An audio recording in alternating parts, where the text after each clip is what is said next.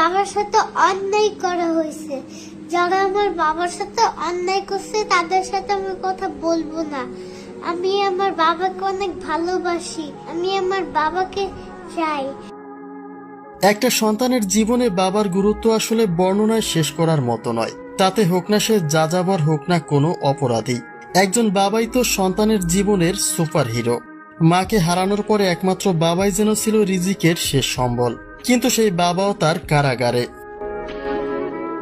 জামিন চেয়ে আদালতে আত্মসমর্পণ করতে গিয়ে গ্রেফতার হয়েছেন জাহের আলভী। তার বিরুদ্ধে শ্বশুরের করা এই হত্যা মামলায় তিনি আদৌ জামিন পাবেন কিনা সেটা নিয়েও শঙ্কা রয়েছে।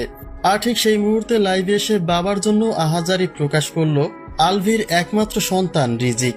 তার আবদার, যে কোনো মূল্যেই হোক আমার বাবাকে ফিরিয়ে দাও। আজকে আমার বাবা আমার কাছে নাই, আমার বাবার সাথে অন্যায় করা হয়েছে, আমি আমার বাবাকে চাই। স্ত্রীর মৃত্যুর পরে সকলের টার্গেটে পড়েন জাহের আলভী। সে তখন বিদেশে থাকলেও এমন কিছু তথ্য রয়েছে যে আলভীর পরকীয়া ইস্যুতে স্ত্রীর সঙ্গে সম্পর্কে টানাপোড়েনে পৃথিবীর মায়া ত্যাগ করেছেন ইকরা।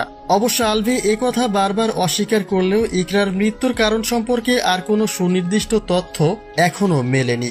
অতএব যে কোনো মুহূর্তে আলভীকে রিমান্ডে নিতে পারে পুলিশ, কেননা একটা প্রাথমিক অভিযোগ রয়েছে যে এর সঙ্গে জড়িত রয়েছে তারই সহশিল্পী ইফা তারা তিথি।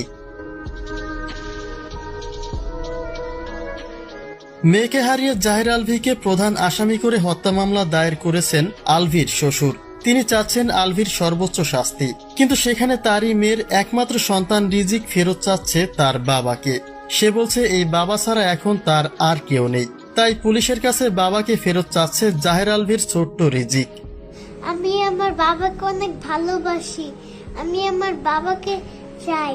একদিকে শ্বশুরের পরিবার আলভীর দৃষ্টান্ত বিচার চাচ্ছেন, আর অন্যদিকে তাদের একমাত্র নাতনি চাচ্ছে বাবার মুক্তি। সব মিলে এই বিষয়টি ভাববার বিষয়। জাহের আলভীর বিচার চাইলেও শেষ অবধি এই সিদ্ধান্ত বহাল রাখতে পারবে কিনা ইকরার বাবা মা, সেটা নিয়েই প্রশ্ন জাগে।